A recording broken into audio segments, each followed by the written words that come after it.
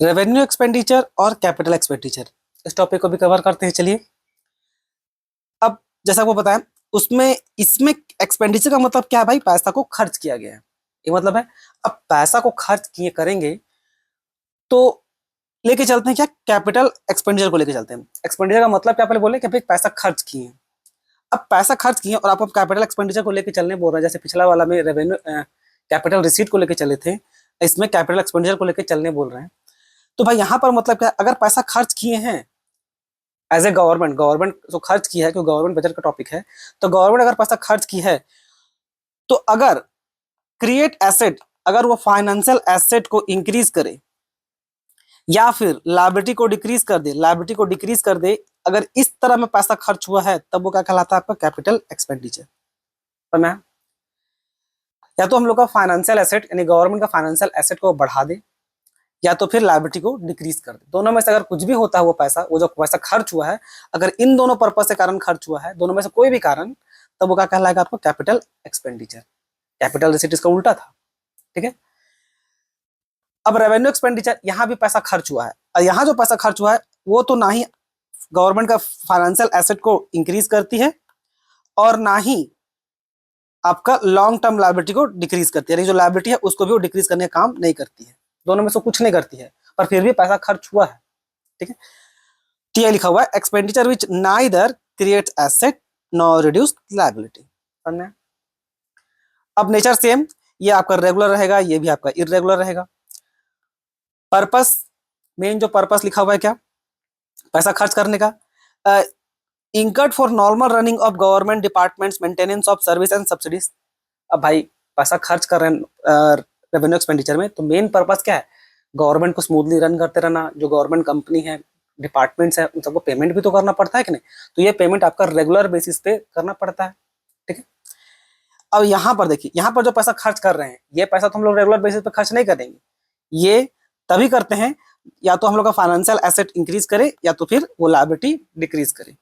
तो इनकर या तो देखिए एसेट एक्वायर करने में या ग्रांटिंग लोन्स या रिपेमेंट ऑफ बोरोइंग, तभी पैसा इसमें खर्च हो रहा होगा। ठीक है, इसका एग्जांपल देखिए, सैलरी देते हैं गवर्नमेंट, पेंशन, रेंट, सब्सिडी, ये सब है। इसमें क्या है, परचेज ऑफ लैंड एसेट आया, बिल्डिंग एसेट आया, कंस्ट्रक्शन स्कूल एसेट आया, डिफेंस इक्विपमेंट एसेट आया, रिपेमेंट ऑफ लोन, लायबिलिटी कम हुआ। ठीक है, तो ये मोटा मोटी डिफरेंस था। ठीक है, अब जैसा कि इसमें भी देख लीजिए, इसमें भी सेम नेचर का है। ये जो कैपिटल एक्सपेंडिचर है, इसमें जो पैसा खर्च होता है, अकाउंटिंग पॉइंट ऑफ व्यू से बता रहे हैं, मतलब दोनों में सेम ही होता है, बस खाली पॉइंट ऑफ व्यू थोड़ा सा बस चेंज हो जाता है।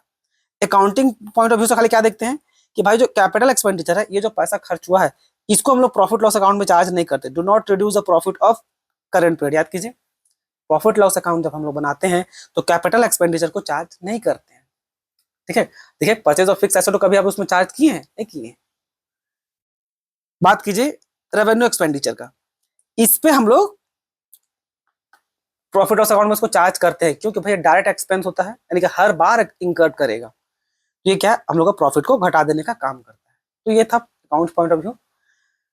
अब कुछ देख लेते हैं क्वेश्चन भी। सब्सिडी, सब्सिडी क्या होता है, सब्सिडी होता है जो गवर्नमेंट डिस्काउंट देती है। ठीक है, एलपीजी अगर आप मार्केट में खरीदने जाती है तो आपको मिलता है 1000, गवर्नमेंट आपको डिस्काउंट में कितना थमा देगी, 900, 800, ऐसे बढ़िया सब्सिडी मिलता है किसको, किसान लोग को, फार्मर लोग को।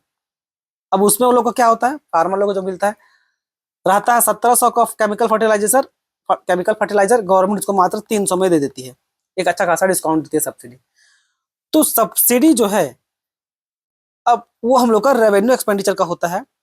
अब कैसे, देखिए लेके चलना क्या, कैपिटल एक्सपेंडिचर। अब कैपिटल एक्सपेंडिचर पैसा खर्च किए हैं भाई, तो क्या हम लोग को लॉन्ग टर्म लायबिलिटी घटा कि नहीं, तो देखेंगे एक लायबिलिटी जो है वो घट रहा है कि नहीं, या दूसरा देखेंगे क्या कि हम लोग का फाइनेंशियल एसेट बढ़ रहा है कि नहीं, दोनों में से एक चीज होगा तभी वो हम लोग का कैपिटल एक्सपेंडिचर कहलाता है। सब्सिडी दिए, गवर्नमेंट हर बार सब्सिडी देती है, ठीक है, और रेगुलर बेसिस पे देती है, हर साल देती है। अब क्या लायबिलिटी घटा, नहीं। क्या फाइनेंशियल एसेट एक्वायर किए, नहीं। तो ये क्या हम लोग का रेवेन्यू एक्सपेंडिचर है, क्यों, और वैसे भी रेवेन्यू एक्सपेंडिचर आ गया है, सब्सिडी गवर्नमेंट हर साल पे करती ही है। ठीक है, defence of capital, defence capital equipment purchase. अब डिफेंस इक्विपमेंट खरीदे, जैसे राफेल खरीदे या और भी कुछ इक्विपमेंट जो खरीदे थे, उससे क्या होगा, फाइनेंशियल, गवर्नमेंट का धर्म फाइनेंशियल एसेट है कि नहीं, तो क्या एक प्रकार का वो कैपिटल एक्सपेंडिचर, क्योंकि भाई गवर्नमेंट का फाइनेंशियल एसेट को इंक्रीज कर रही है। क्लियर। रीपेमेंट ऑफ लोन, अब लोन का रीपेमेंट हुआ है तो भाई लायबिलिटी डिक्रीज हुआ ना, दो ही कंडीशन है, लायबिलिटी डिक्रीज करे या तो फाइनेंशियल एसेट इंक्रीज करे, तो भाई लायबिलिटी डिक्रीज कर रहा है, तो क्या हो जाएगा हम लोग का capital expenditure. Expenditure on building at सिंध, बिल्डिंग हम लोग बिल्ड किए हैं, तो बिल्डिंग बिल्ड मतलब हम लोग ने गवर्नमेंट बिल्ड की है, जो बार बार हम लोग मेरे मुंह से निकल रहा है, गवर्नमेंट समझ के मान के चल रहे हैं, तो क्या इससे फाइनेंशियल एसेट इंक्रीज किया है ना, बिल्कुल किया है, गवर्नमेंट पे बिल्डिंग बनाई है तो क्या एसेट इंक्रीज किया है, तो क्या हो जाएगा हम लोग का capital expenditure. Payment of salary, क्या लायबिलिटी डिक्रीज हुआ, ठीक है, अब बोल सकते सर सैलरी पे करने से लायबिलिटी डिक्रीज तो होगा, पर ये जो पेमेंट आप कर रहे हैं ना, क्या एक ही बार सैलरी पेमेंट करके छोड़ दीजिएगा, नहीं, हर साल पेमेंट करना पड़ेगा ना आपको अपना स्टाफ को सैलरी, सेम तो आपका इसमें भी जा रहा है ना सब्सिडी में, यहाँ भी गवर्नमेंट हर साल पे करते रहती है, तो ये हम लोग का कैपिटल ना होकर के रेवेन्यू हो जाएगा। 20 एकड़ का हम लोग मतलब गवर्नमेंट लोन लैंड खरीदी है, तो भाई उससे क्या होगा, आपका फाइनेंशियल एसेट इंक्रीज कर रहा है, तो क्या हो गया हम लोग का कैपिटल एक्सपेंडिचर।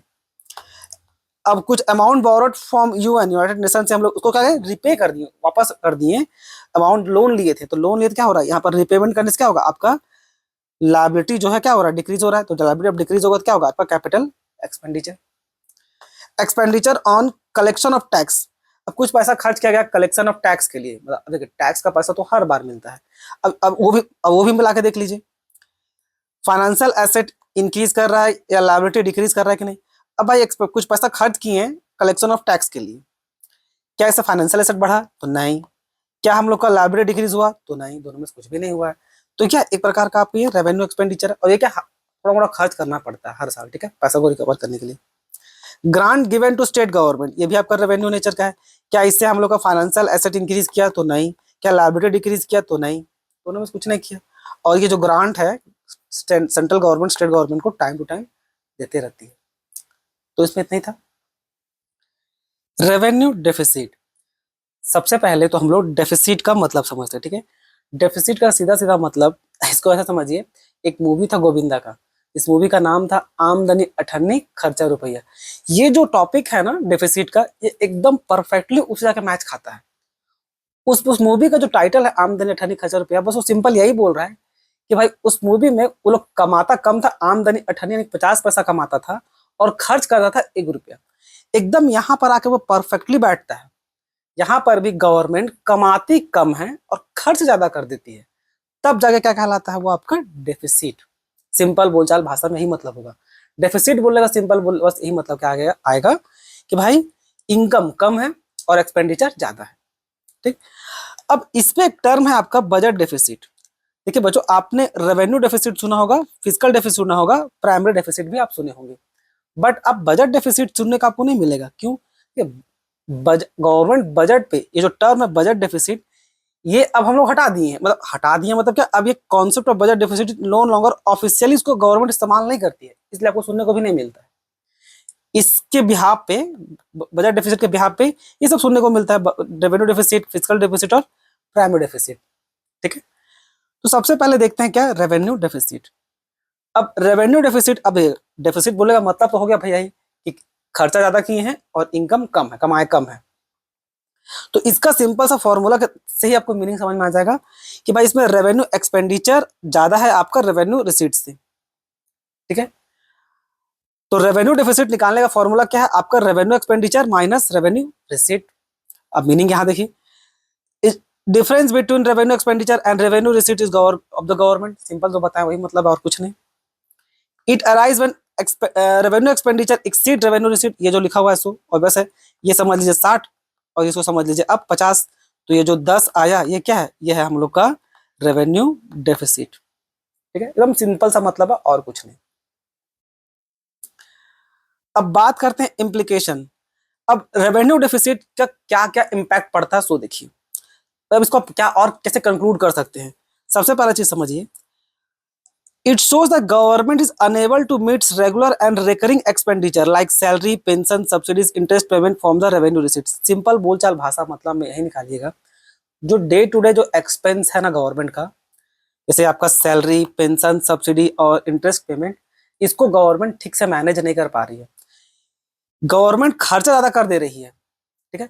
जो सैलरीज है, पेंशन है, सब्सिडी है, जो गवर्नमेंट देती है पब्लिक लोग को, उसको वो ठीक से मैनेज नहीं कर पा रही है। और ठीक से मैनेज नहीं करने कारण क्या हो रहा है, आपका रेवेन्यू डेफिसिट आ रहा है, ठीक है। तो ये एक नेगेटिव साइन होता है कि भाई गवर्नमेंट ठीक से चीजों को मैनेज नहीं कर रही है, ठीक। अब उस पर भी बहुत सारा फैक्टर होता है, इसका मतलब ये मत समझिए कि गवर्नमेंट करप्ट है, ये है वो, ऐसा नहीं। डेफिसिट बहुत सारा कारण से हो सकता है। अभी बस आप बहुत बेसिक चीज सीख रहे हैं, तो बस बेसिक में बस ये समझिए, रेवेन्यू डेफिसिट ये इंडिकेट करता है भाई कि जो रेगुलर बेसिस का जो एक्सपेंस है, रेगुलर बेसिस का जैसे क्या सैलरी, पेंशन, ये सब, इसको गवर्नमेंट अभी ठीक से मैनेज नहीं कर पा रही है, ठीक है। यानी कि एक्सपेंस ज्यादा है और रेवेन्यू कम है।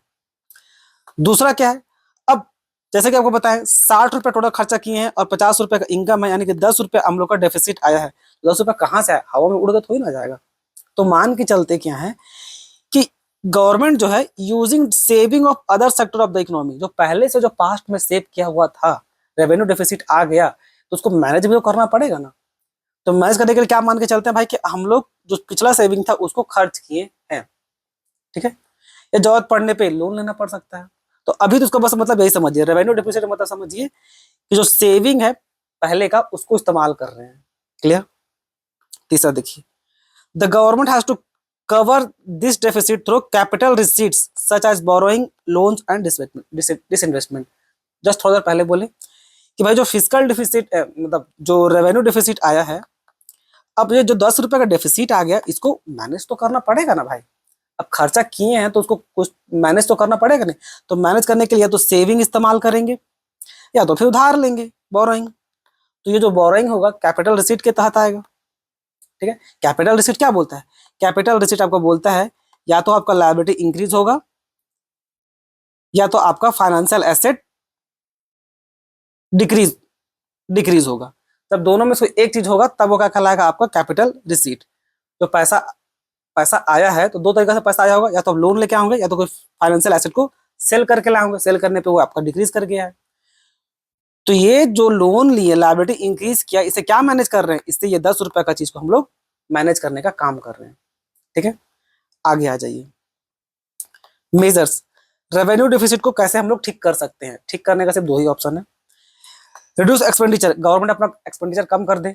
जो कंट्रोल अननेसेसरी जो एक्सपेंस है या वेस्टफुल एक्सपेंडिचर है बाय द गवर्नमेंट। देखिए अब बुक लिख तो देता है, बुक में हम लोग बहुत इजीली लिख देते हैं कि जो अननेसेसरी एक्सपेंस है, वेस्टफुल एक्सपेंडिचर, उसको बंद कर दीजिए।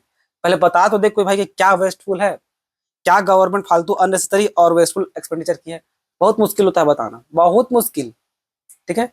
बहुत मुश्किल होता है इसको बताना। इतना आसान है, जितना हम लोग बुक में इजीली बोल देते हैं, प्रैक्टिकल लाइफ में बहुत डिफिकल्ट होता है, ठीक।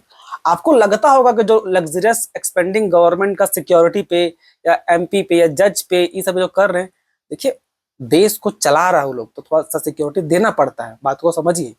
एकदम से अपने पे पर्सनल नहीं लेके चलते हैं। नो डाउट उन लोग का एक्सपेंस पर करोड़ों खर्च होता है, आप जिंदगी भर काम करेंगे, हम और आप शायद करोड़ों रुपए नहीं कमाएं, पर चीजों को समझिए, थोड़ा रियलिटी को एक्सेप्ट करना सीखिए, ठीक है। हद से ज्यादा करेगी तो अलग बात है, पर एक डिसेंट तक सभी दे दे। सीधा सीधा कंपैरिजन करने का बेस्ट क्या होता है, फोकस कीजिए क्या बाकी कंट्री लोग भी करता है कि नहीं, तब आपको थोड़ा ज्यादा क्लैरिटी मिलेगा।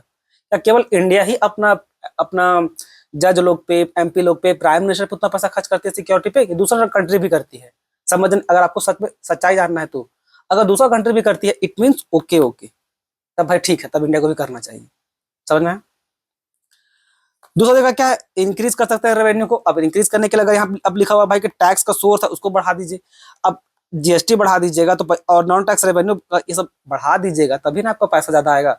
तो बढ़ा देना इतना आसान थोड़ी ना है, सरकार से उखाड़ के फेंक देगा। ज्यादा टैक्स बढ़ा दीजिएगा जीएसटी पे और टैक्स पे, पब्लिक भड़क जाएगी, गवर्नमेंट ही चेंज कर देगी। अब लोग भी तो अपना पावर मेंटेन रखना है ना, है तो पॉलिटिकल पार्टी इंसान ही है, भगवान थोड़ी ना है। तो इतना सिंपल होता नहीं है, ठीक है। तो ये था आपका रेवेन्यू डेफिसिट, रेवेन्यू रिसीट और कैपिटल रिसीट, ठीक है। इसमें भी बच्चा लोग को थोड़ा थोड़ा डिफरेंस कंफ्यूजन रहता है, तो चलिए हम लोग इसको समझते हैं, ठीक है। सबसे पहले समझिए, ये जो वर्ड रिसीट है ना, रिसीट का मतलब ही होता है भाई कि आपको पैसा मिला है या गवर्नमेंट को पैसा मिला है। इसको हम लोग जनरली गवर्नमेंट पर्सपेक्टिव से देखेंगे, क्योंकि गवर्नमेंट बजट पढ़ रहे हैं, गवर्नमेंट बजट का ही पार्ट है ना ये। तो रिसीट्स का मतलब क्या होता है कि भाई गवर्नमेंट को पैसा मिला है। अब इन दोनों का डिफरेंस को समझने के लिए बेस्ट क्या होता है कि भाई कैपिटल रिसीट को फोकस कीजिए। ठीक है, उसी के आधार पे आपका रेवेन्यू का भी डिफरेंस बन जाता है। तो कैपिटल रिसीट क्या बोलता है? अब रिसीट का मतलब हो गया भाई कि पैसा तो मिला है।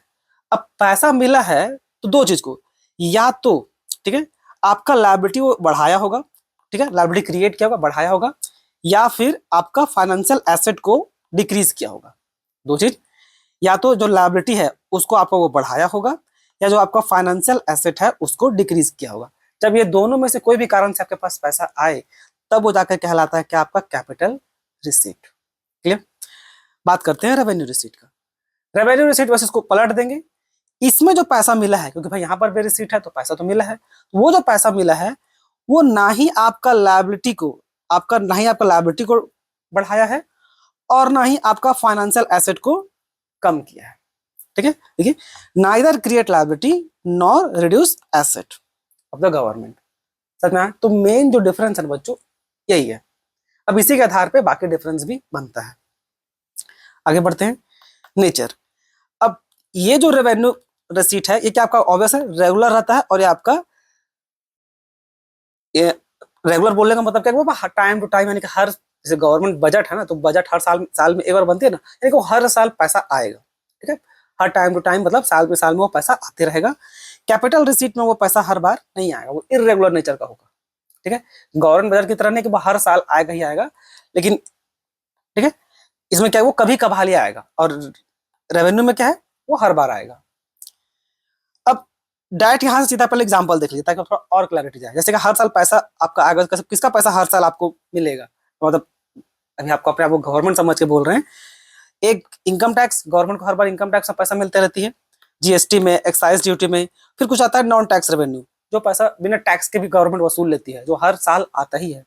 जैसे कि आपका फीस, कुछ फाइन्स, कुछ डिविडेंड, कुछ इंटरेस्ट, ठीक है, इस टाइप से। फिर इस एग्जाम्पल में देखिए, अब इसके एग्जाम्पल में पैसा गवर्नमेंट लोन लेती है, बोरोइंग, वर्ल्ड बैंक से ले सकती है, आईएमएफ से, जहां से भी लोन लेना है, तो उससे क्या होगा आपका लायबिलिटी बढ़ जाएगा, है कि नहीं। Recovery of loans, loan recovery करती है तब भी पैसा आता है।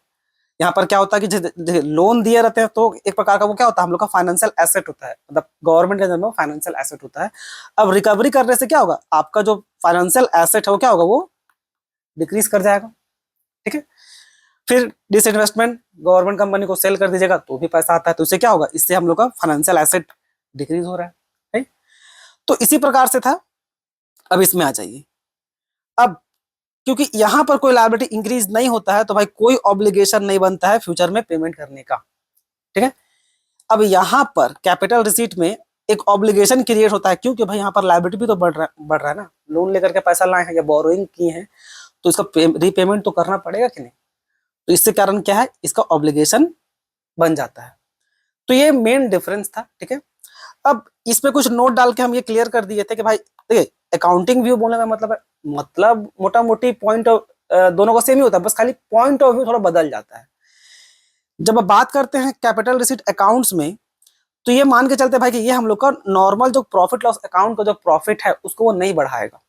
ठीक है, समझ में आया।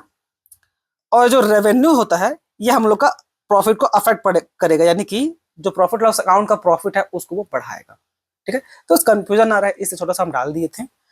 अब कुछ क्वेश्चन देख लेते हैं ताकि आपको क्लैरिटी मिले। लोन फ्रॉम वर्ल्ड बैंक, अब देखिए मेन फोकस कितना कर क्या बोले आपको, बोले कैपिटल रिसीट को मेन फोकस कीजिए। अब कैपिटल रिसीट बोलता है या तो लायबिलिटी बढ़ेगा या तो फाइनेंशियल एसेट डिक्रीज करेगा। जब ये दोनों कारण कुछ भी हो तब वो क्या कहलाएगा आपका कैपिटल रिसीट। क्लियर। अब हम लोग लोन लिए वर्ल्ड बैंक से, तो भाई लोन लीजिएगा तो लायबिलिटी तो बढ़ेगा ना, तो ये क्या हम लोग का कैपिटल रिसीट, सीआर यानी कि capital receipt. Corporate tax income, ये जो पैसा आया है क्या इससे हम लोग का लायबिलिटी बढ़ा? नहीं। क्या हम लोग का फाइनेंशियल एसेट घटा? नहीं। और ये जो पैसा है कॉर्पोरेट टैक्स और आपका इनकम टैक्स ये हर साल आता ही है गवर्नमेंट बजट के तौर पे, तो ये क्या हो जाता है हम लोग का रेवेन्यू रिसीट। अब ये ग्रांट्स देखिए, grants receive from world bank, ये हम लोग का मिली कहलाता है क्या, रेवेन्यू रिसीट। अब एनसीईआरटी ना हम लोग का स्पेसिफिक लिखती है, ठीक, ग्रांट डिपेंड अपॉन करता है पर्पस क्या है, पर्पस के आधार पे उसका पर्पस के आधार पे वो आपका कैपिटल रिसीट भी हो सकता है और रेवेन्यू रिसीट भी हो सकता है। लेकिन गवर्नमेंट बजट का टॉपिक के आधार पे एनसीईआरटी स्पेसिफिक मेंशन करती है कि ये क्या है आपका रेवेन्यू रिसीट है, ठीक है। क्योंकि ये जो पैसा है ना, एक प्रकार से समझ लीजिए वर्ल्ड बैंक को हम लोग को रिटर्न नहीं करना है। जब अगर वर्ड ऐसा ग्रांट लिखा रहे तो मेन एनसीईआरटी इसको ऐसे क्लैरिफाई करके दी है। तो हम लोग हमेशा जब ग्रांट दिया रहे तो मान के चलिए क्या वो आपका रेवेन्यू रिसीट है। इसी का उलट यहाँ देखिए फॉरेन एड। अब फॉरेन एड को क्या है ना, उसको हम लोग कैपिटल रिसीट मान के चलते हैं, क्योंकि यहाँ पर हम लोग मानते हैं कि जो एड आया है वो फ्री में नहीं आया है, वो हम लोग को लायबिलिटी को बढ़ा रहा है, ठीक है। तो हम लोग को बाद में रिपेमेंट करना पड़ेगा, तो क्या होगा, एक प्रकार का हम लोग का कैपिटल रिसीट बन जाता है। तो ये दोनों को थोड़ा सा ध्यान में रख करके इसमें आ जाइए।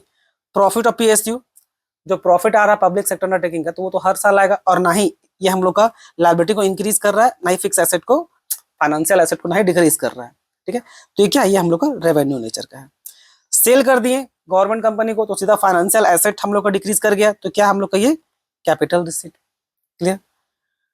डिविडेंड मिला, तो ये देखिए डिविडेंड मिला on investment made by government, ये हम लोग का नॉन टैक्स रेवेन्यू का पैसा है, तो ये तो हम लोग को हर साल मिलेगा, और ना ही इससे ना ही लायबिलिटी आपका इंक्रीज हो रहा है, और ना ही हम लोग का फाइनेंशियल एसेट डिक्रीज हो रहा है, क्लियर। बात करते हैं बोरोइंग फ्रॉम पब्लिक। अब पब्लिक से बोरो कीजिएगा तो क्या होगा, आपका लायबिलिटी इंक्रीज करेगा, सीधा सी बात है, capital receipt. Recovery of loan, loan को हम लोग रिकवर किए। अब उसमें होता क्या है ना, रिकवरी ऑफ लोन में, कि जब मान लीजिए सेंट्रल गवर्नमेंट स्टेट गवर्नमेंट को लोन दी है, अब स्टेट गवर्नमेंट जब लोन रिपेमेंट करता है, तो जब लोन दे रहती है तो क्या उसको दिखाते रहता है, उसको दिखाते रहता है एज ए फाइनेंशियल एसेट। अब स्टेट गवर्नमेंट लोन को पैसा रिपेयर कर रही है, तो क्या होगा, आपका जो फाइनेंशियल एसेट है वो डिक्रीज करेगा। अगर फाइनेंशियल एसेट डिक्रीज करेगा तो क्या होगा, वो आपका capital receipt, clear. Interest receive, ये तो आपका रेवेन्यू नेचर का हो जाएगा, यानी कि रेवेन्यू रिसीट, क्योंकि इसमें ना ही आपका लायबिलिटी इंक्रीज कर रहा है, और ना ही हम लोग का फाइनेंशियल एसेट डिक्रीज कर रहा है, ठीक है। दोनों में से कुछ भी नहीं हो रहा है, तो क्या हम लोग का रेवेन्यू रिसीट। तो इसमें इतना ही था, ठीक है। प्राइमरी डेफिसिट, अब प्राइमरी डेफिसिट क्यों निकालना पड़ता है, सो समझिए। देखिए चीजों को समझिए सबसे पहले ऐसे, फिस्कल डेफिसिट कैसे निकालते हैं। फिस्कल डेफिसिट निकालते हैं, जो टोटल एक्सपेंडिचर है उससे माइनस कर देते हैं टोटल रिसीट को, और ध्यान रखते हैं भाई इसमें एक्सक्लूड हो क्या, बोरोइंग, ठीक है। ये देखते हैं, ठीक। अब इसको नंबर पे ला देते हैं ताकि आपको समझने में सुविधा हो। मान लीजिए टोटल एक्सपेंडिचर किए 1000, और टोटल रेवेन्यू हम लोग का हुआ था 900, यानी कि 100 जो हम लोग का क्या है, 100 हम लोग का फिस्कल डेफिसिट है, ठीक है। फिस्कल डेफिसिट हम लोग का 100, यानी कि हम लोग का खर्चा जो एक्स्ट्रा हुआ है, डेफिसिट का मतलब से क्या वो बताएं कि खर्चा ज्यादा कर रहे हैं और कमा कम रहे हैं, तो जो एक्स्ट्रा खर्चा आया फिस्कल डेफिसिट में जो एक्स्ट्रा खर्चा आया वो कितना है, 100, ठीक है। अब फिस्कल डेफिसिट में 1000 खर्चा आया है, एक्स्ट्रा खर्चा आ गया ना, तो बट गवर्नमेंट को जानना है भाई कि इसमें तो सारा खर्चा जुड़ा होगा ना, तो गवर्नमेंट को बस ये जानना है कि जो जो जो लोन लिए थे, जो आईएमएफ से, वर्ल्ड बैंक से जो लोन लिए होंगे, या एक्सटर्नल कोई भी जो बोरोइंग किए होंगे, वो तो करंट टाइम का, प्रेजेंट टाइम का, ठीक है, करंट सिनेरियो का एक्सपेंस में नहीं कंसिडर होगा, ठीक है। वो तो पता नहीं 10 साल पहले लोन लिए होंगे मान के चलिए, और आज तक लोन चुकाते आ रहे हैं, तो उसका तो रिपेमेंट तो करना ही पड़ेगा ना, तो वो भी आपका फिस्कल डेफिसिट का पार्ट में चल जाता है। तो गवर्नमेंट को बस ये जानना है कि भाई इस करंट ईयर में कितना खाली हम लोग का एक्स्ट्रा खर्चा हुआ है, ठीक है। तो इसके लिए हम लोग क्या करते हैं, इसके लिए सिंपली ये फॉर्मूला को अप्लाई करते हैं। भाई जो प्राइमरी डेफिसिट निकालने के लिए करेंगे कि भाई फिस्कल डेफिसिट जितना भी आया है उस पर जो इंटरेस्ट पेमेंट की है ना वो हटा दीजिए। जब वो हट जाएगा, इस 100 में पता चला क्या, मान लीजिए जैसे 100 निकाले थे प्राइमरी फिस्कल डेफिसिट, इसमें मान लीजिए हम लोग 60 रुपए माइनस किए, इंटरेस्ट का पेमेंट हम लोग 60 किए थे, तो कितना बचा 40, यानी कि करंट ईयर में जो एक्स्ट्रा खर्चा आया है, करंट ईयर का जो एक्स्ट्रा खर्चा आया है, डे टू डे ऑपरेशन को, डे टू डे जो गवर्नमेंट का जो खर्चा होता है वो केवल 40 का ही है। ये 60 तो पिछला साल का, या बोलिए जब कभी जो लोन लिए होंगे उसका रीपेमेंट किए उसका है ये, समझ में आया। तो सो इसी कारण से फिस्कल डेफिसिट में इंटरेस्ट पेमेंट जब करते हैं ना, तब जाकर के हम लोग का प्राइमरी डेफिसिट आता है।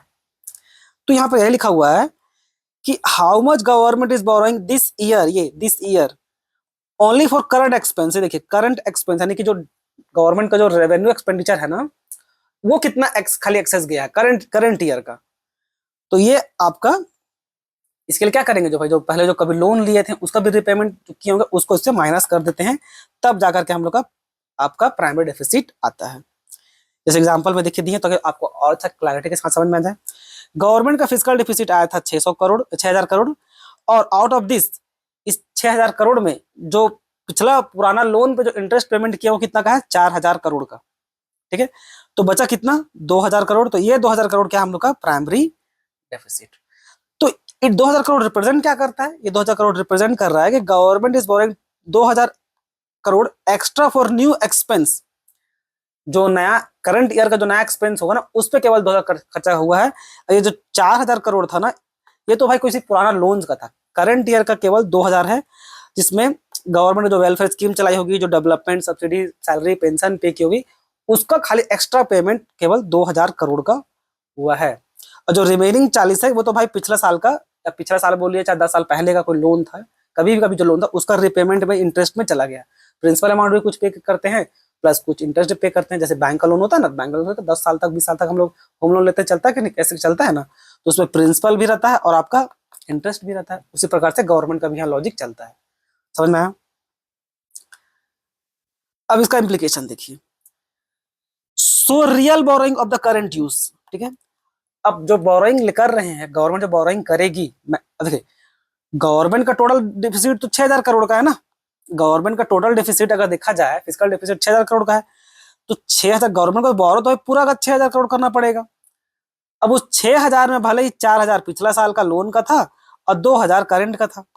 ठीक है, तो ये जो 2000 करंट है वो ये बताता है, देखिए अगर प्राइमरी डेफिसिट अगर हाई है, प्राइमरी डेफिसिट हाई है, it means government is borrowing not just for interest, इसके ये केवल इसके लिए नहीं, but also for present expense, यानी कि प्रेजेंट एक्सपेंस भी गवर्नमेंट को ज्यादा ही हुआ है।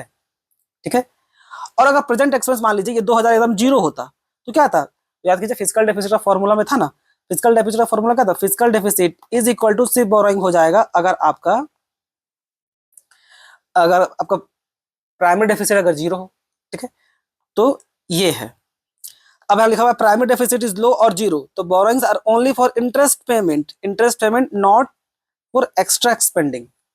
केवल एक्स्ट्रा एक्सपेंडिंग के लिए मतलब जीरो आने पे क्या है, गवर्नमेंट करंट ईयर पे कोई भी फालतू खर्चा नहीं की है, वो जो लोन ओनली थी ना केवल उसको चुकाना है गवर्नमेंट को। समझ में आया? ये जीरो आने का मतलब यही होता है, या कम हुआ तब। ठीक है, अब burden of old loans, A high primary deficit means government can not burden of old loans, a high primary deficit means government cannot manage even its current expenditure without borrowing। ठीक है, अब बर्डन ऑफ पुराना loans है, ये burden of old loans heading ठीक नहीं है, या यहाँ पर लिखना चाहिए था हाई डेफिसिट लिखना चाहिए था सिंपली। अब हाई डेफिसिट होने का कारण क्या है, हाई प्राइमरी डेफिसिट में क्या होगा कि हाई प्राइमरी डेफिसिट आ रहा है, इट मींस गवर्नमेंट जो है can not manage even its current expenditure without borrowing. ठीक है, यानी गवर्नमेंट को अपना करंट एक्सपेंडिचर भी मेंटेन करने के लिए लोन लेना पड़ रहा है। तो अच्छा, इसी कारण से ये बर्डन लिखा हुआ है। ये पिछला मतलब और एक्स्ट्रा लोन लेना पड़ेगा ना, अगर आप ये 2000 करोड़ जो आया इसको भी तो चुकाना पड़ेगा कि नहीं, तो इसको चुकाने के लिए आपको और नया फ्रेश लोन लेना पड़ेगा, तभी ना जाके इसको आप रिपेमेंट कर पाइएगा। ठीक है, जो डिफिसिट में आ गया है सो, तो ये है आपका burden of old loan. Measure of health financial health, ये हेल्थ फाइनेंशियल को मेजर करने में हेल्प करेगा कैसे, डिक्लाइनिंग और zero primary deficit means government is controlling unnecessary expense, क्योंकि 4000 करोड़ तो भाई चलिए लोन का था, 2000 हम लोग जो लिए करंट ईयर का पेंशन सब्सिडी ये सब जो रेगुलर खर्चा किए वो, अब ये अगर कम होने लगे, ये कम होगा, इट मीन्स व्हाट, यानी ये डिक्लाइन और जीरो होगा, इट मीन्स व्हाट, गवर्नमेंट अपना खर्चा को कंट्रोल कर रही है। और अगर ये बढ़ेगा, जितने से ये बढ़ेगा, इट मीन्स व्हाट, गवर्नमेंट फालतू खर्चा कर रही है। ठीक है, और फ्यूचर ग्रोथ क्या है, a very high primary deficit reduce money available for development, obvious है, बहुत ज्यादा अगर हाई प्राइमरी डेफिसिट आएगा तो भाई पैसा कम बचेगा गवर्नमेंट के पास। ठीक है, और डेवलपमेंट का हो नहीं पाएगा क्योंकि सब चुकाने में ही चल जाएगा। सोर्स क्या है? Source of financing primary deficit. Primary deficit को कैसे फाइनेंस किया जाए, मतलब ठीक कैसे किया जाए? तो since primary deficit is part of physical deficit, it is finance in the same way, same logic, या तो एक बोरोइंग पे या तो फिर नया करेंसी प्रिंट करके। दिया नहीं है, ये लंबा सा हो जाएगा, इतना डिटेल में आप लोगों को जाना नहीं है, ठीक है? इतना उतना डिटेल में हम लोग नहीं जाते हैं। सिंपली एक या तो भाई लोन लेकर के या तो नया करेंसी को प्रिंट करके, ठीक है? अब लोन लीजिएगा, अगर उस डेफिसिट को अगर आईएमएफ से लोन लेकर के अगर ठीक किया जाता है प्राइमरी डेफिसिट को, तो क्या होगा? फ्यूचर जनरेशन पे बर्डन पड़ेगा उस लोन का। और अगर नया करेंसी अगर प्रिंट करती है गवर्नमेंट, न्यू करेंसी प्रिंट कर देगी, तो उस न्यू करेंसी को प्रिंट करने से क्या होगा? इन्फ्लेशन आ जाएगा। तो दोनों में तो थोड़ा थोड़ा प्रॉब्लम होता ही है, लेकिन ज्यादा ब्लंडर इन्फ्लेशन में होगा, ठीक है? तो हम लोग नया करेंसी प्रिंट करने का रिस्क गवर्नमेंट नहीं लेती है, जनरली लोन लेती है। भाई फ्यूचर में मान के चलते हैं कि भाई धीरे धीरे वो ठीक लोन चुका दिया जाएगा, ताकि हम लोग का बाकी भी जो नया जनरेशन का जो बच्चा लोग आएगा वो कमाएगा भी तो ना अच्छा से। तो ये मान के चलते हैं। तो याद रखिएगा, नया करेंसी छापना ज्यादा डेंजरस होता है और लोन लेना ज्यादा कन्वीनियंट होता है, ठीक है? तो ये था, और ये सब और भी डिटेल में है, बट अभी तो इसमें इतना ही काफी है, और उतना डिटेल में जाने का जरूरत नहीं है, ठीक? Fiscal deficit. अब फिस्कल डेफिसिट यानी कि डेफिसिट का मतलब क्या बताएं? डेफिसिट का मतलब सिंपल क्या है यहाँ पर, कि गवर्नमेंट कमाती कम है और खर्चा ज्यादा करती है, यानी खर्चा ज्यादा है और इनकम कम है। जैसे वो गोविंदा का आपको मूवी के उदाहरण दिए थे, आमदनी 18 खर्चा रुपया, ठीक है? कमा रहे हैं 50 पैसा और खर्च कर रहे हैं 1 रुपया, तो क्या आएगा? ऑब्वियस डेफिसिट ही आएगा, ठीक है? तो चलिए इसको भी थोड़ा अब डिटेल में देखते हैं, फिजिकल डेफिसिट बोलने का सही मतलब क्या निकलता है। Physical deficit refers to excess of total expenditure of the government over its total receipts excluding borrowing। आसान भाषा में इस फॉर्मूला को देखिए, total expenditure minus total receipt excluding borrowing, ये जो निकल के आएगा उसको क्या बोलेंगे हम लोग? Physical deficit. समझ में? ये एक ऐसा आपका डेफिसिट है जिसको हम लोग जब टोटल एक्सपेंडिचर से टोटल रिसीट को माइनस कर देंगे तब जाकर के हम लोग का ये निकलता है, ठीक? अब 3 डेफिसिट में रेवेन्यू, फिजिकल और प्राइवेट डेफिसिट में ये one of the most important है, फिजिकल डेफिसिट, ठीक है? तो चलिए, ये इसका बहुत सारा फॉर्मूला है फिजिकल डेफिसिट का। ये जो आपको आपके लिए जो एग्जाम के ज्यादा फॉर्मूला है, एक हो गया आपको ये है, फॉर्मूला सभी इंपॉर्टेंट है, तो फिर भी एक फिजिकल डेफिसिट के लिए total expenditure minus total receipt, इसमें हम लोग बोरोइंग को एक्सक्लूड कर देते हैं, ठीक है?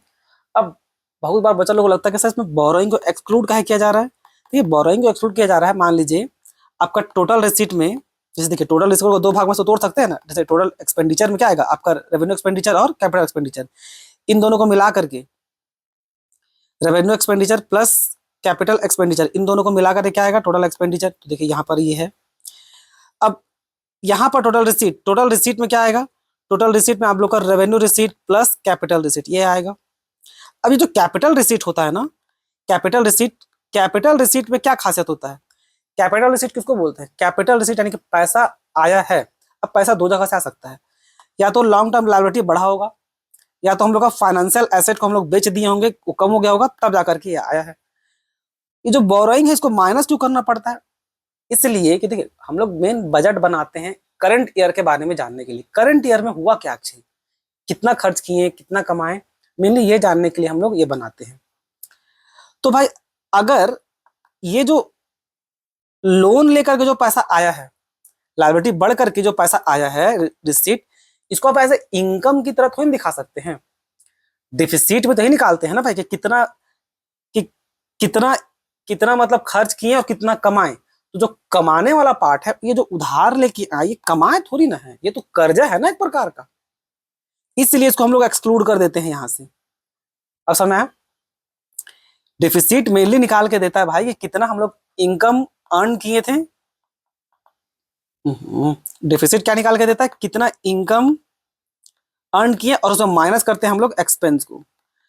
तो ये जो इनकम पार्ट है इसमें 2 ठो रहता है ना, एक रेवेन्यू रिसीट और एक कैपिटल रिसीट। अब इस कैपिटल रिसीट में तो ये वाला भी रहता है ना, आपका लायबिलिटी इंक्रीज करने वाला पैसा, जिससे हम लोग लोन लेके आए रहते हैं। तो जो लोन लेके पैसा लाए हैं, जो पैसा मिला है, वो इनकम थोड़ी ना है कोई, इसलिए इसको यहां से हम लोग एक्सक्लूड कर देते हैं। तो आई होप ये एक मन में बच्चा लोग का काफी कंफ्यूजन रहता है, तो हम मान के चलते हैं इसको आप लोग समझ गए होंगे, ठीक है। और ये बहुत सारा इसका फॉर्मूला है, ठीक है। ये सब जो मेन एक फॉर्मूला इंपॉर्टेंट ये है और ये है, और एक ये एक्सट्रीमली इंपॉर्टेंट फॉर्मूला में से एक ये है। इसमें क्या दिया हुआ है, अगर केवल एक्स्ट्रा बोरोइंग गिवन है और कुछ नहीं गिवन है तो मान के चलिए physical deficit is equal to borrowing. समझा? फिजिकल डिफिसिट यानी कि कितना लोन लेकर के आए, सीधा वही हम लोग का क्या हो जाएगा, फिजिकल डिफिसिट, ठीक है। क्वेश्चन में मान लीजिए आप प्रैक्टिकल क्वेश्चन सॉल्व कर रहे हैं, कोई डेटा गिवन नहीं है, सीधा लिखा हुआ भाई कि एक्स्ट्रा बोरोइंग आपको दिया हुआ है कि एक्स्ट्रा बोरोइंग गवर्नमेंट इतना किया इस साल, तो एक्स्ट्रा बोरोइंग जितना है आपका, जो एक्स्ट्रा बोरोइंग है इज इक्वल टू आपका फिजिकल डेफिसिट। समझ में आया? ऐसा क्यों? क्योंकि एकदम बेसिक सा सेंस है ना। फिजिकल डिफिसिट में आप निकालना यही चाह रहे हैं ना कि भाई आगे टोटल साल भर में कितना एक्सेस खर्चा कर दिए हैं, कितना हम लोग एक्सेस एक्सपेंडिचर कर दिए हैं, बस यही निकालना है ना हम लोग को मेनली।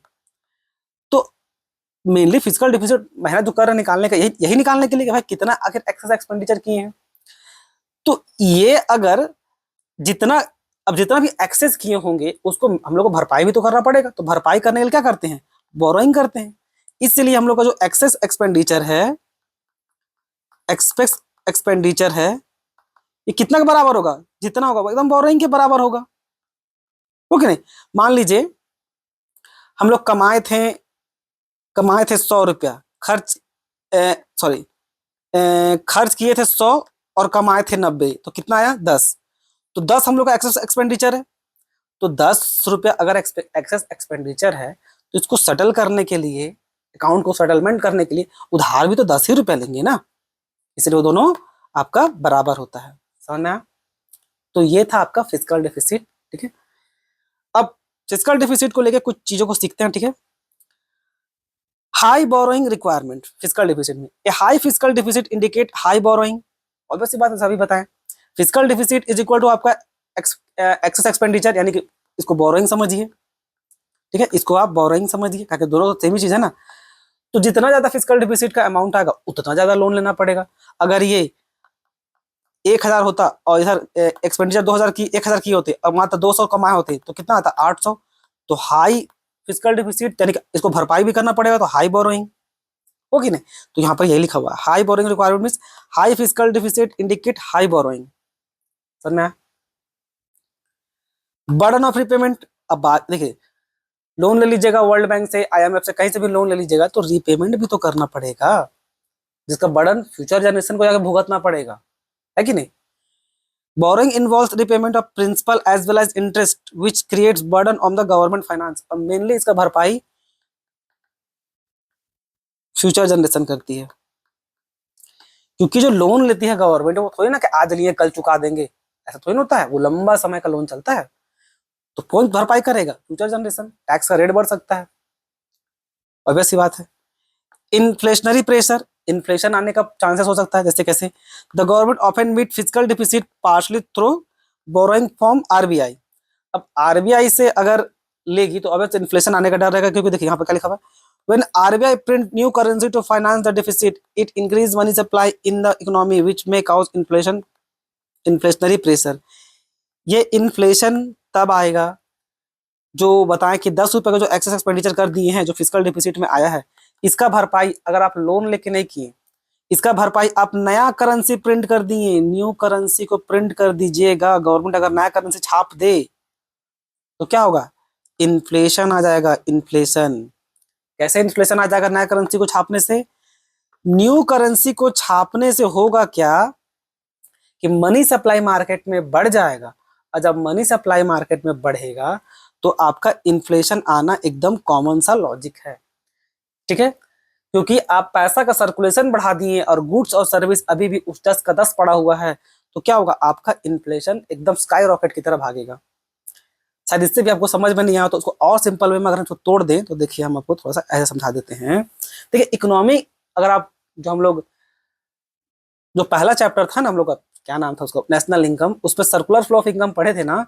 अगर उसको शॉर्ट भाषा में देखा जाए तो इकोनॉमी रन कैसे करती है, अगर 1000 रुपए का गुड्स है तो उतना का करेंसी दौड़ती है, ठीक है। 1000 बोलते हैं, 1000 बोल करके 100 लिख दिए, सॉरी। 100 का अगर गुड्स है तो 100 का करेंसी सर्कुलेट होता है इकोनॉमी में, ठीक है। ये क्लोज इकोनॉमी को समझाया ताकि आपको समझ में कन्वीनियंट हो इस बात को समझने के लिए, इन्फ्लेशन वाला पार्ट को। अब आप क्या किए, अब ये मान लीजिए 1000 का गुड्स है, अब इसको मान के चलिए ना, इस फिर 1000 बोल रहे हैं, 100 है, इसको 100 लेके चलिए। मान लीजिए इस 100 में 10 केजी आलू था, ठीक है। गुड्स इधर वाला गुड्स का पार्ट है ना, और इधर वाला मनी का पार्ट है, ठीक है। ये गुड्स सर्विस लेके चलते हैं, गुड्स एंड सर्विस है। तो मान लीजिए केवल 10 केजी आलू का एग्जाम्पल लीजिए, 10 केजी आलू है। अब 10 केजी आलू का मत यह रिप्रेजेंट कर रहा है कितना, 100 रुपए में रिप्रेजेंट करा रहे हैं, ठीक है। और यहां पर उसके लिए 100 रुपया पैसा था, है कि नहीं। अब इन्फ्लेशन कैसे आएगा, गवर्नमेंट नया करेंसी छाप दी और मार्केट में छोड़ देगी, तो इस साइड क्या हो जाएगा, इधर 10 केजी आलू रिप्रेजेंट कर रहा है 100 रुपए के हिसाब से, और इधर हम लोग का होगा कितना, 100, और क्योंकि गवर्नमेंट और छाप दी, ये हो जाएगा 200। आलू तो अभी भी 10 केजी है ना बच्चों। अब मान लीजिए पूरा कंट्री में 10% था, तो पहले क्या करता था भाई, सब कोई 10-10 रुपए दे करके 1-1 केजी आलू जाता था, यानी कि हर 10% को 1 केजी आलू मिल जाता था। अब इधर का पार्ट अब बढ़ा दी गवर्नमेंट, करेंसी का पार्ट बढ़ा दी, करेंसी छाप के पैसा को बढ़ा दी है, लेकिन ये तो जस का तस पड़ा हुआ है ना, गुड्स और सर्विस तो अभी भी जस का तस पड़ा हुआ है। तो भाई अब क्या होगा, अब जिसके पास पैसा रहेगा, जो रईस लोग के पास पैसा रहेगा, रईस लोग के पास जो पैसा रहेगा वो क्या करेगी, अब उसके पास पैसा बहुत है, पहले पैसा सबके पास 10-10 रुपए था, सबके पास पहले 10-10 रुपए था, तो हर कोई 10 रुपए में 10 रुपए दे करके 1 केजी आलू लेके जाता था, जिस तरह 10 आदमी को आलू मिल जाता था। अब करेंसी छपी ज्यादा है, तो होगा क्या, जिसके पास ज्यादा पैसा होगा, मान लीजिए किसी के पास अब 40 रुपए चला गया, तो क्या करेगा, वो 4 केजी आलू लेके चल जाएगा, तो बाकी 9 आदमी के लिए तो अब मात्र 6 केजी ही आलू बचा हुआ है ना। तो ये इस कारण से क्या होगा, आपका इन्फ्लेशन आ जाएगा। एकदम सिंपल सा चीज है, पैसा रहने पे अननेसेसरी हम लोग एक्सपेंडिचर करने लगते हैं, ज्यादा पैसा रहने पे क्या होगा, हम लोग अननेसेसरी एक्सपेंडिचर करेंगे, जिससे कारण इन्फ्लेशन आता है मार्केट में, ठीक है। आप ही के पास ज्यादा पैसा रहेगा और गुड्स तो अभी भी 10 का 10 केजी ही है ना, ऐसे को सबको मिल बांट के लेना है। तो जब पहले कम पैसा था तो भाई हिसाब से लेते थे, अब ज्यादा पैसा हो गया है तो आप अनाप शनाप पैसा को खर्च कीजिएगा। अब बोलेगा भाई हमको 2 केजी दे दो, 3 केजी दे दो, बहुत पैसा है अपने पास, और ये सबके पास पैसा थोड़ी ना क्या होगा, जो एक्स्ट्रा पैसा छपा है कुछ ही लोग के पास। तो ये है, जैसे ये पॉइंट देखे बोले बर्डन ऑन फ्यूचर जनरेशन, जो समझा दिए थे, फ्यूचर जनरेशन पे क्या होगा, बर्डन पड़ेगा लॉन्ग टर्म इकोनॉमिक ग्रोथ पे, ठीक है, क्योंकि जो लोन लिया गया है उसको फ्यूचर जनरेशन को चुकाना पड़ेगा, ठीक है। अब फ्यूचर जनरेशन को चुकाना पड़ेगा, इट डजंट मींस कि डायरेक्टली होता है, वो इनडायरेक्टली होगा, टैक्स को बढ़ा करके। अब इसको ठीक कैसे करते हैं, ठीक करने का 2 तरीका है, बोरोइंग, एक जैसा आपको बताया ऊपर में, गवर्नमेंट उसको लोन लेकर के ठीक करेगी, IMF से ले लेगी, वर्ल्ड बैंक से, या फॉरेन गवर्नमेंट किसी तरह से भी उसको ठीक करेगी। सबसे खतरनाक तरीका क्या होगा, नया करेंसी छाप करके। नया करेंसी छाप दीजिएगा तो क्या होगा, जैसे नया करेंसी छापिएगा तो सबसे भयानक इशू क्या होगा, आपका इन्फ्लेशन आ जाएगा। 2 तरीका इसमें इन्फ्लेशन आ जाएगा, 2 तरीका क्या बोले, एक आप लोन लेके इसको ठीक कर सकते हैं, दूसरा गवर्नमेंट नया करेंसी छाप के ठीक कर सकती है। जनरली अच्छा किसको माना जाता है, कंसिडर्ड बोरोइंग को जनरली अच्छा माना जाता है, क्यों, क्योंकि करेंसी नया प्रिंट कीजिएगा तो it does not directly lead to inflation, यानी कि ये हम सही जो बोल रहे हैं सही बोल रहे हैं, ये बस लिखा हुआ है कि भाई borrowing generally considered better than printing new currency as it does not directly lead to inflation. ये यानी कि क्या, इन्फ्लेशन लेकर के नहीं आएगा, ठीक है। लेकिन ये वाला पार्ट क्या करेगा, ये वाला पार्ट आपका इन्फ्लेशन ला देगा नया करेंसी छापने के, बस ये लिखा हुआ है नीचे। तो अगर ये इन्फ्लेशन नहीं लाता है तो इसका भी कुछ नुकसान होता है, ये क्या, आपका फ्यूचर जनरेशन का बर्डन पड़ेगा।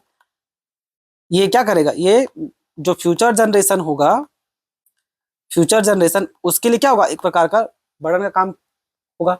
तो फिजिकल डिफिसिट में इधर से जब उधर से प्रॉब्लम तो होगा, अगर लोन लेके उसको ठीक कीजिएगा तो फ्यूचर जनरेशन भुगतान करेगा, नया करेंसी छापिएगा तो करंट टाइम में ही भुगतना पड़ जाएगा, ठीक है, इन्फ्लेशन आ जाएगी।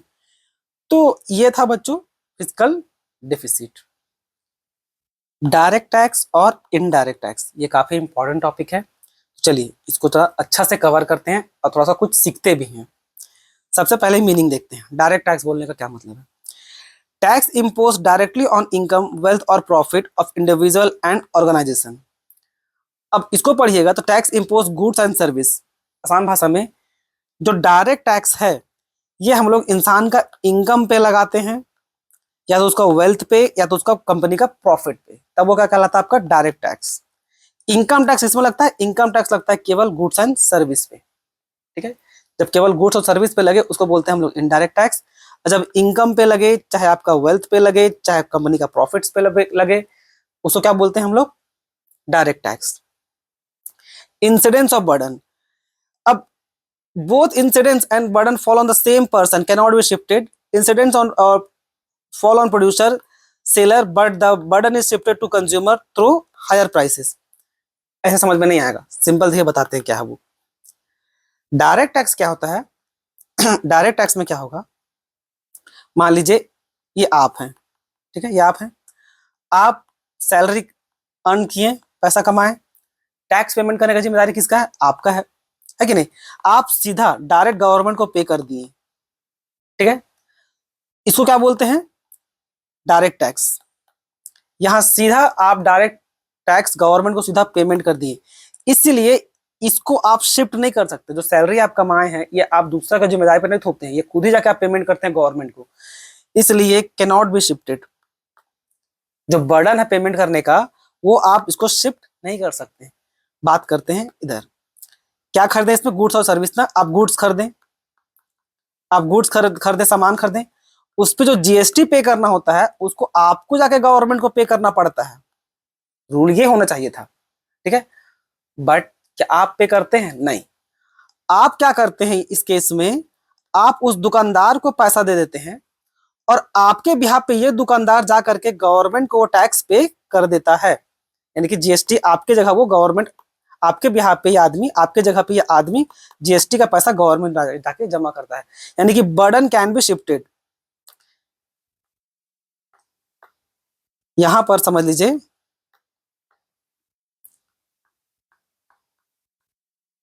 बर्डन कैन बी शिफ्टेड, यानी कि दूसरा को जिम्मेदारी दे दिया गया है। और मैं इसमें शिफ्ट नहीं कर सकते और इसमें हम लोग शिफ्टेड टू, ठीक है, शिफ्ट कर दिया गया है। यानी कि कंज्यूमर को पे करने की जरूरत नहीं है, कौन पे कर रहा है? वो दुकानदार। तो ये डिफरेंस होता है मेन। अब इससे आपको क्लैरिटी उसका मिल गया होगा। अब आगे आते हैं, नेचर यूजुअली प्रोग्रेसिव। अब प्रोग्रेसिव बोलने का मतलब क्या है कि tax rate increases with level of income, reduce in equality. सीधा बोलने का मतलब है हाई इनकम, ऐसे समझिए, high income more tax, less income less tax, सीधा सीधा बस। इनकम ज्यादा है तो टैक्स भी ज्यादा लगेगा, इनकम कम है तो टैक्स भी आपका कम लगेगा, इसलिए क्या बोलते हैं इसको प्रोग्रेसिव। इससे क्या होता है? इनइक्वालिटी कम होता है। समझ में? रिग्रेसिव, अब मान लीजिए आप खरीदे एसी, अब उसको पुअर खरीदे, हालांकि पुअर एसी खरीदेंगे नहीं पर फिर भी मान के चलिए, या मिडिल क्लास खरीदी या कोई रिच लोग खरीदी, सेम जीएसटी ये भी पे करेगा, सेम जीएसटी का अमाउंट ये भी पे करेगा, कोई फर्क नहीं पड़ता। इसलिए क्या इसको बोला था? रिग्रेसिव, यानी कि same tax rate for all fall for, क्या लिखा हुआ मिट गया थोड़ा सा, fall more heavily on the poor relative to the income. ठीक है, कोई फर्क नहीं पड़ता। ये आप ये कमा रहा है मान लीजिए 10 करोड़, ये मिडिल क्लास वाला बेचारा, मिडिल क्लास जो था ये पर्सन, ये महीना का 1 लाख कमा रहा है, ये कमा रहा है 10 करोड़, लेकिन टैक्स दोनों सेम का सेम पे करेगा एसी खरीदने पे। इसे इसको क्या बोलते हैं? रिग्रेसिव। तो यहाँ पर जो मेन कॉन्सेप्ट है वो समझ गए होंगे। प्रोग्रेसिव बोलने का मतलब क्या है कि भाई इनकम के हिसाब से आपके ऊपर टैक्स लगाया जा रहा है, ज्यादा ज्यादा इनकम तो ज्यादा टैक्स, कम इनकम तो कम टैक्स। रिग्रेसिव बोलने का मतलब क्या है? रईस के लिए भी सेम टैक्स, गरीब के लिए भी सेम टैक्स। ठीक है, इसलिए इसको बोलते हैं क्या? रिग्रेसिव। आगे डायरेक्ट टैक्स में कवरेज ऑब्वियस है, limited scope, income tax limited होता है। आपको शायद आइडिया नहीं होगा, मुश्किल से 5 से 6% लोग ही इनकम टैक्स देता है पूरा पॉपुलेशन का आदमी में से। सोच लीजिए इंडिया का 1.4 बिलियन पॉपुलेशन में मात्र 5 से 6% लोग ही टैक्स देता है, मात्र 5 से 6%। बहुत लिमिटेड स्कोप। क्या पकड़ पकड़ के टैक्स ले सकते हैं? नहीं, इतना आसान नहीं है। बोलने को हम लोग डिबेट में कुछ भी बोल देते हैं, ठीक है, कुछ भी हम लोग बोल देते हैं, बट इतना सिंपल नहीं होता है उसको ग्राउंड रियलिटी पे इम्प्लीमेंट करना। Indirect tax. इनडायरेक्ट टैक्स का स्कोप बहुत वाइड होता है, क्योंकि गांव जाइए, देहात कहीं भी चले जाइए, सामान तो खरीदिएगा ना भाई। चलिए सर्विस का तो फिर चलिए टैक्स बचा लीजिएगा, सर्विस का चलिए टैक्स तो फिर भी आप बचा लीजिएगा, गुड्स का क्या कीजिएगा? गुड्स का तो फिर पैसा बचा ही नहीं पाएगा, वो तो जाएगा ही। अगर रिटेलर अगर बचा ले तो होलसेलर पेमेंट करेगा, फिर डिस्ट्रीब्यूटर पे करेगा, लेकिन सब पे तो करना ही पड़ेगा। इसका क्या वाइडर स्कोप, ठीक है। एग्जाम्पल ये सब income tax, corporate tax, property tax, wealth tax, GST, VAT. हाँ, आपको लग रहा होगा सर जब जीएसटी है केवल और वैट सैट ये सब तो हट गया है, तो फिर क्यों लिखा गया है? एक्चुअली जीएसटी सब जगह थोड़ी ना लागू है बच्चों। जीएसटी भले ही ऑलमोस्ट सब सामान पे लगा हुआ है, लेकिन फिर भी आपका पेट्रोल, अल्कोहल, टोबैको प्रोडक्ट पे जीएसटी लागू नहीं होता है, तो इसलिए ये सब भी हम लिख दिए थे, ठीक है। तो आई होप कुछ इसमें आप कुछ जरूर नया सीखे होंगे।